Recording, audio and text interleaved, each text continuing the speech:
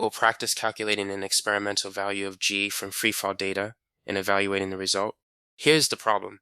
To test the prediction that g equals 9.8 meters per second squared, a student drops a ball and measures it falling 1.50 meters in 0.55 seconds from rest. Part A, calculate the experimental value of g.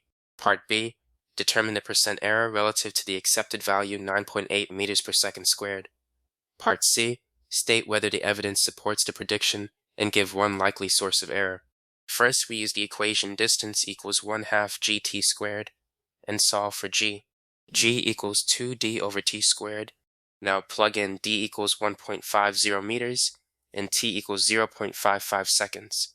G equals 2 times 1.50 over 0.55 squared, which is 3.00 over 0.3025.